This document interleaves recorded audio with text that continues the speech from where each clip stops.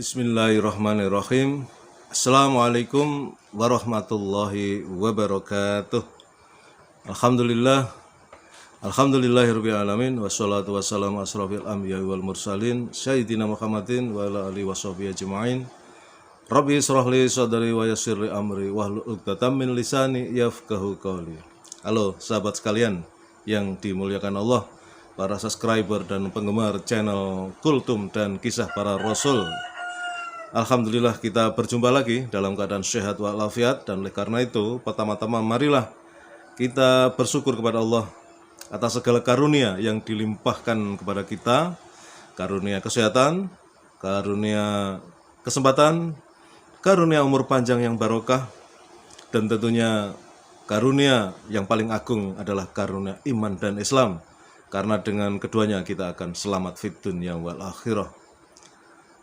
Salawat serta salam semoga senantiasa terlimpahkan kepada baginda Rasulullah Muhammad Sallallahu Alaihi Wasallam beserta para sahabatnya, keluarganya, dan para pengikutnya semua, termasuk kita yang tentu mengharapkan syafaat beliau kelak di yaumil qiyamah.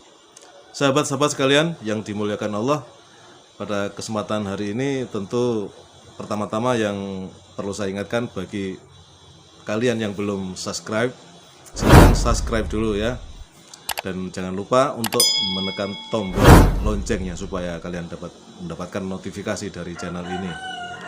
Sahabat sekalian, pada kesempatan ini saya ingin menyampaikan sesuatu yang menurut saya sangat penting di dalam kita beragama ya, agama Allah yaitu agama Islam. Salah satu dari perintah Allah kepada kita adalah untuk selalu bersolawat kepada baginda Rasulullah Muhammad SAW. Dan oleh karena itu, mengingat pentingnya dan istimewanya solawat ini, pada kesempatan ini saya ingin menyampaikan mengapa kita harus bersolawat. Ya, sahabat-sahabat sekalian, secara bahasa as-solawat merupakan bentuk jamak dari kata as-solah yang berarti berdoa. Karenanya bersolawat kepada Rasulullah berarti mendoakan kebaikan bagi beliau. Ini secara kebahasaan. Namun demikian, apakah perintah untuk bersolawat kepada Nabi memang ditujukan dan dimaksudkan agar umat ini mendoakan beliau? Ada banyak penjelasan ulama tentang hal ini. Dan tentunya seperti kita ketahui ya, perintah Allah ini termaktub dalam Al-Quran surat Al-Ahzab ayat 56. A'udzubillahi minasyaitonirrajim. Innallaha wa malaikatahu yusholluna 'alan nabi ya ayyuhalladzina amanu shallu 'alaihi wa sallimu taslima. Sesungguhnya Allah dan para malaikatnya selalu bersolawat kepada Nabi Muhammad. Wahai orang-orang yang beriman, bersolawatlah kalian kepadanya dan bersalamlah dengan sungguh-sungguh. Nah, sahabat-sahabat sekalian, setidaknya ada 2 poin besar yang bisa dipahami dari ayat di atas. Yakni yang pertama, Allah dan para malaikat selalu bersolawat kepada Nabi Muhammad SAW. Kemudian yang kedua, adanya perintah bagi orang-orang yang mukmin atau yang beriman. Jadi perintahnya hanya untuk orang yang beriman saja untuk bersolawat dan bersalam. Bersalam itu artinya memberikan keselamatan, menyampaikan doa keselamatan kepada baginda Rasulullah Muhammad SAW. Dari kedua poin besar itu kemudian lahir beberapa pertanyaan ya, diantaranya, apa makna solawat yang berasal dari Allah? Allah sendiri adalah sang pencipta ya. Begitu dalam bahasa manusia nih, dalam bahasa manusia ini, humble-nya Allah pencipta, tapi masih bersolawat kepada makhluknya yaitu Nabi Muhammad. Dan kemudian apa makna solawat yang dilakukan oleh para malaikat? Bila solawat memiliki makna dasar berdoa sebagaimana dijelaskan di atas, maka apa maksud Allah bersolawat kepada Nabi? Apakah Allah mendoakan beliau? Allah sendiri adalah penerima doa. Ya, kok Allah kemudian jika dimaknai sebagai sholawat sebagai doa? Masa Allah mendoakan, sedangkan Allah adalah Sang Khalik, pencipta. Kemudian jika iya, ya, lalu Allah berdoa kepada siapa? Sedangkan Allah adalah Esa. Bila Allah telah bersolawat kepada Nabi, lalu apa faedah solawatnya para malaikat dan faedahnya orang-orang mukmin juga diperintah untuk bersolawat? Tidakkah solawatnya Allah itu sudah lebih dari cukup, sehingga tak dibutuhkan lagi dari selainnya, selain Allah? Imam Al-Qurtubi dalam kitab tafsirnya menjelaskan bahwa solawatnya Allah kepada Nabi Muhammad berarti rahmat dan keridhoannya, ya, kepada beliau. Sedangkan solawatnya para malaikat berarti doa dan permohonan ampun atau istighfar mereka kepada Rasulullah, bagi Rasulullah. Adapun solawatnya umat beliau merupakan doa dan pengagungan terhadap kedudukan Rasulullah Muhammad SAW. Nah, sahabat-sahabat sekalian, dari sini bisa dipahami bahwa solawat yang disampaikan oleh Allah, para malaikat dan orang-orang mukmin memiliki makna yang berbeda, ya, satu sama lain. Solawatnya Allah bagi Nabi, kepada Nabi jelas tidak mungkin diartikan sebagai doa, karena Allah itu Sang Khalik, penerima doa, ya.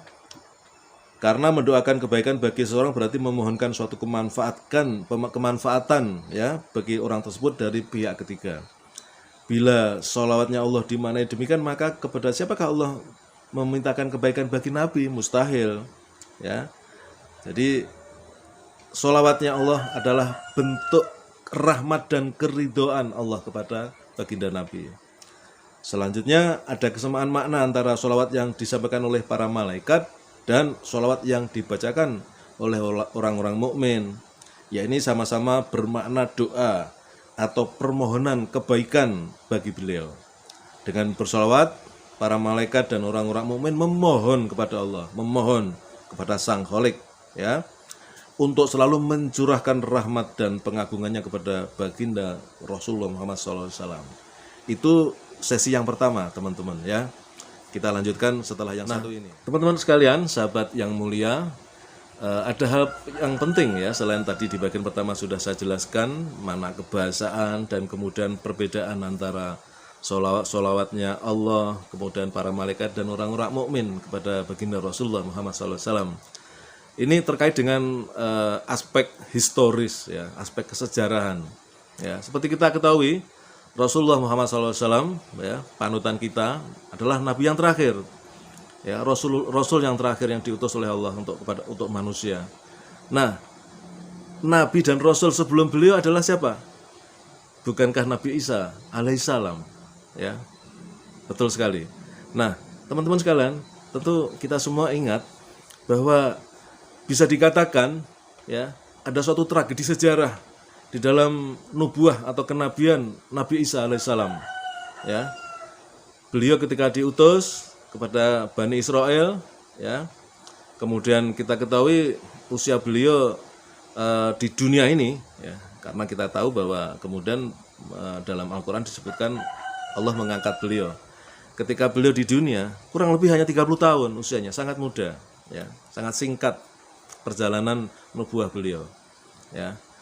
Tetapi kemudian kita tahu bahwa dalam perjalanannya kemudian ada suatu hal yang bisa dikatakan pengagungan kepada Nabi Isa ini, atau dalam terminologi Nasrani, Kristiani, ya, disebut dengan Yesus Kristus, terlalu berlebihan, ya, sampai kemudian 300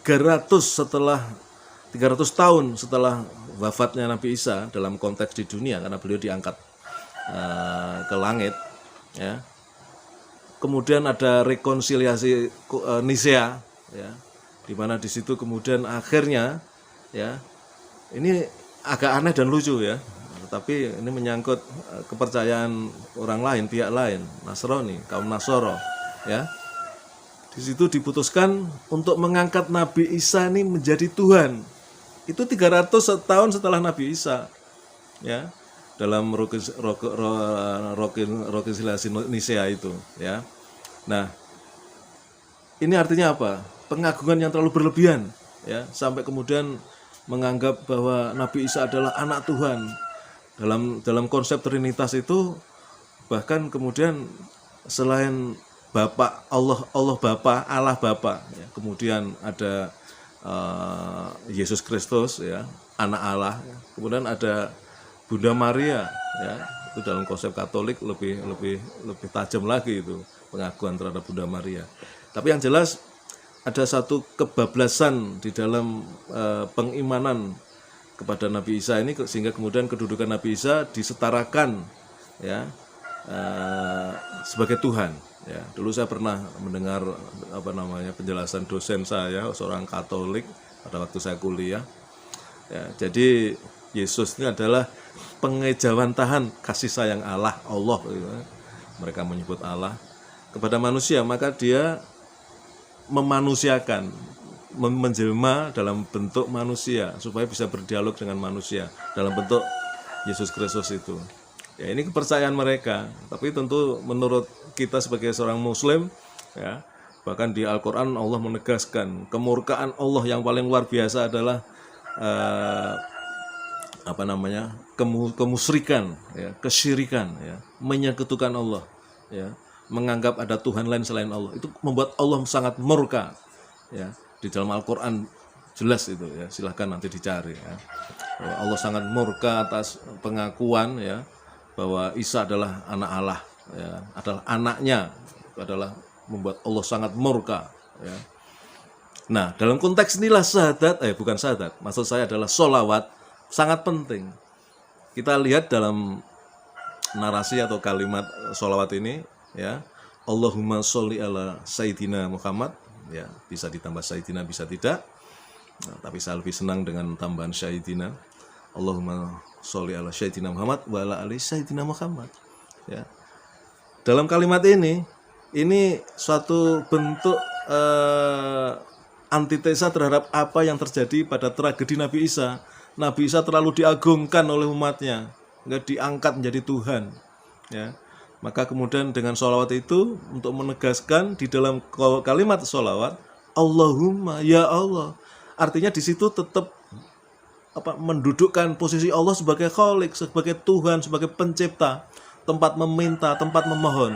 Allahumma sholli ala, ya Allah, berikanlah kesejahteraan, keselamatan, ya, kepada Rasulullah Muhammad, kepada Muhammad, ya, makhluknya. Jadi di situ jelas penegasan Allah sebagai Khalik dan Muhammad sebagai makhluk, ya.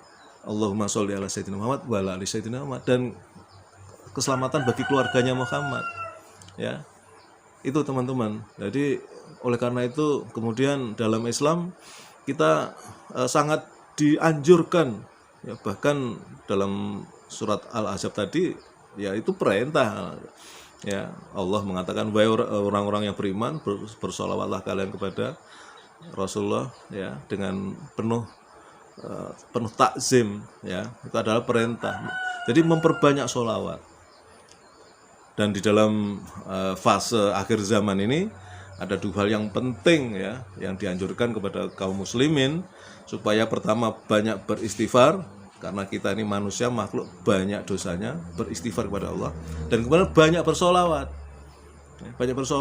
menyampaikan solawat sebanyak-banyaknya. Dan solawat ini banyak versinya, ada yang standar Allahumma sholli ala Muhammad wa ala ali Muhammad, kemudian bentuk-bentuk solawat yang lain semua baik-baik saja itu. Ya, yang intinya adalah mendoakan kepada baginda Rasulullah, ya. Dan sekali lagi ini ada aspek kesejahteraan, ada tragedi kenabian pada masa Nabi Isa, ya, pengagungan yang terlalu berlebihan. Karena sesungguhnya Rasulullah Muhammad SAW ini, Nabi kita ini adalah Rasul yang paling utama, paling top ibaratnya, ya, dibandingkan dengan Rasul-Rasul yang lain. Sehingga mestinya umat Muslim, umat Islam, ya, itu akan jauh lebih penghormatan kepada nabinya, ya, dibanding orang Kristen, orang Nasrani, ya, karena kedudukan, ya, ini sesuai dengan penegasan Allah sendiri, makhluk yang paling mulia di muka bumi ini adalah Rasulullah, ya.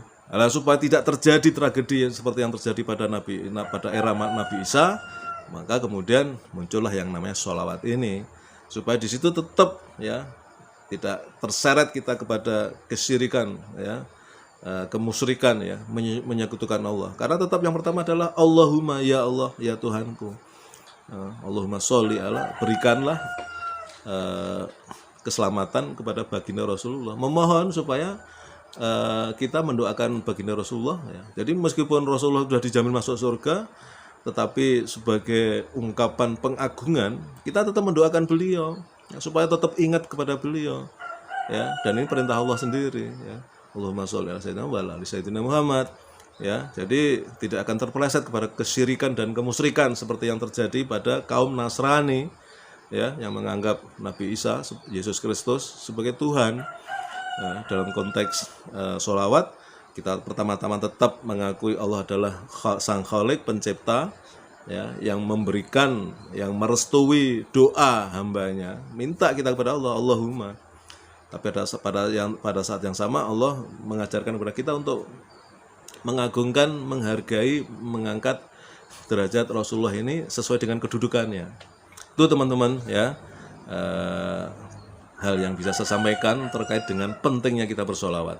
Jadi yang pertama secara kebahasaan, kemudian Allah sendiri sudah memerintahkan dalam Al-Quran untuk bersolawat, dan kemudian supaya kita tahu, ya, aspek historis, aspek kesejarahan, ya, terkait dengan pengakuan yang berlebihan kepada Nabi Isa oleh kaum Nasrani, dan supaya kita tidak seperti mereka, maka banyak-banyaklah bersolawat. Ya, jadi di dalam sholawat itu kita tetap memohon kepada Allah, kita mengakui kedudukan Allah sebagai Sang Khalik, dan pada yang sama, ya, kita mendoakan baginda Rasulullah. Itu teman-teman sekalian, mudah-mudahan yang sedikit ini bisa bermanfaat. Ya, saya mengajak kepada diri saya sendiri dan kepada teman-teman sekalian untuk banyak-banyak bersolawat, banyak-banyak bersolawat, karena ini perintah Allah, punya perintah Allah.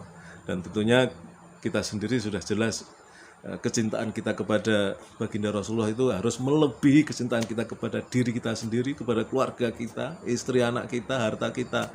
Semua tidak ada apa-apanya dibanding kecintaan kita kepada baginda Rasulullah Muhammad SAW. Allahumma sholli ala sayyidina Muhammad wa ala ali sayyidina Muhammad. Terima kasih, mohon maaf atas segala kesalahan. Assalamualaikum warahmatullahi wabarakatuh.